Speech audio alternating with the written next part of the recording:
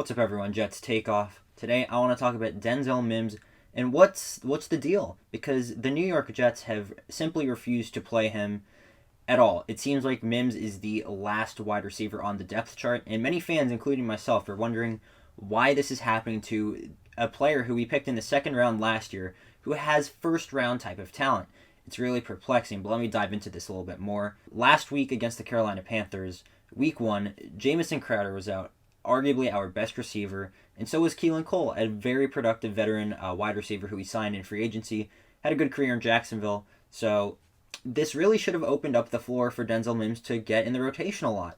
But the fact is that simply was not the case. Instead, what we proceeded to see was that Jeff Smith and Braxton Berrios both got notably more reps than Denzel Mims. I believe Jeff Smith had around 17, Berrios had around 30-something. But Denzel Mims only had 3. What's the deal? I simply don't understand, and neither do a lot of Jets fans, because the thing that's really upsetting is he had a great opportunity to go on the field because 2 of our best options were hurt, but the coaching staff put in players with that are simply just not as good. I like Braxton Berrios. I love watching him play, but the fact is Denzel Mims can do a hell of a lot more than Berrios or Jeff Smith can.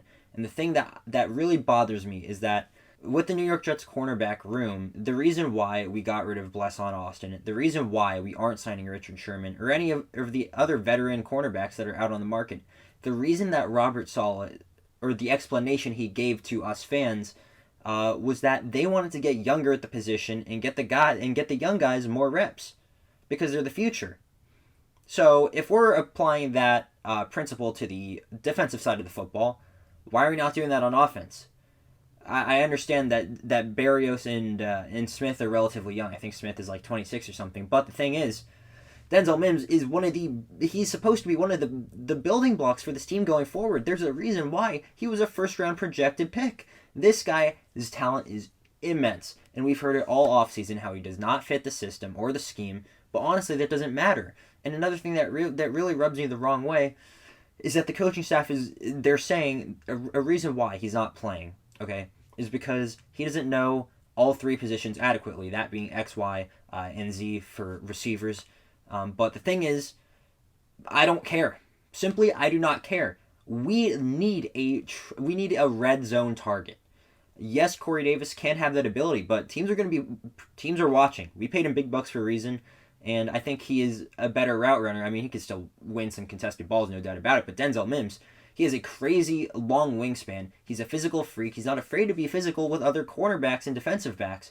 It simply doesn't make sense. And I just cannot wrap my head around why the coaching staff they're saying that they want to play the young guys, but they're not playing one of the youngest guys on the team and one of the guys with the highest upsides who needs more reps to develop. If you're just not going to give him any reps and you expect him to develop, it's going to be a hell of a lot slower. Let's just be honest.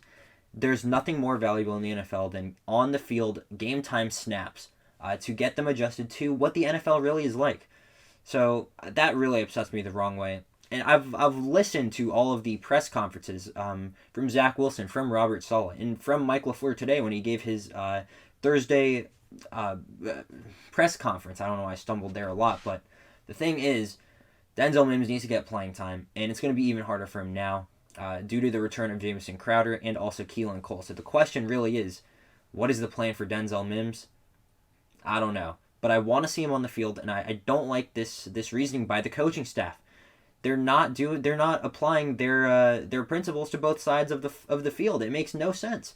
If you're going to have one logic for half of the team, you got to have the other logic for the other half of the team, man. I simply just don't understand this logic only applying to one side of the football and not the other. I think it's a bad double standard, and the thing is, Denzel Mims, he has such a high ceiling. We've seen it. And the thing is, even though he was only in on 2 snaps, he had a 40-yard big chunk play. That was what we were missing this entire game against the Carolina Panthers, was that big explosive play. Mims, second rep in the game, boom, 40 yards, sets us up for a touchdown drive right there. I mean, come on, we have to play him. I don't like the way the coaching staff is handling this. I mean, if it's something like Denzel Mims just doesn't know the entire playbook or is just lost, then yeah, that's very concerning. And frankly, I would not blame the coaching staff, but that's not really the reason that they have provided. They just say that he can't play from the slot or the left or the right side boundary wide receiver position, and that's why they're not giving him more time. I don't think that's right. I don't think it's fair. And not to mention, in the preseason, Denzel Mims offered to do special teams work.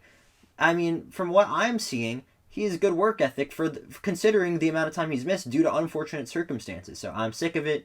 I hope Mike LaFleur, I hope Robert Saleh really bite the bullet, and I hope I hope they just swallow their own pride, do what's right. And I wonder, truly, I do wonder how Joe Douglas feels about the situation, because he's a guy who he invested a relatively high draft pick into. He's a guy with a high upside who many people loved out of college, a guy who showed so many flashes last year and was buried by Adam Gase. So then everyone thought that this year he would take a step forward, even though he wasn't the perfect system fit. We still thought he would get adequate playing time because of the talent that we can see that he possesses. But simply that's not happening. I wonder what Joe Douglas is going to do. Could we part ways with him? I don't know. That's a conversation for another point, but I'll revisit this topic at some other point. But I just wanted to do a quick video about the Denzel Mims situation, since it's really been on a lot of Jet fans' mind. So hopefully this week against the Patriots, he gets a few more, because Mike LaFleur said he was coming off his best week of practice before the Panthers game. So hopefully his practice was even better this week that's happening right now. I just want to see him in there, man. That's all I care about. If he doesn't have good reps, fine, so be it. If he's in there for 30 snaps, and he's doing nothing, creating no separation, dropping passes and all that, then you know what? Fine. I understand the coaching staff. Or if he's running the wrong route, and clearly we can all see it, like say Wilson is expecting him to do oh my god.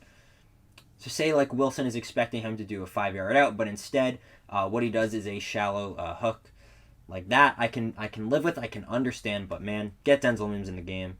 That's all I have for you guys. Let me know what you think. I'll be dropping my Patriots and Jets prediction and pre-analysis videos. So thank you guys for watching. I really do appreciate it. Let me know, what do you guys think about the situation?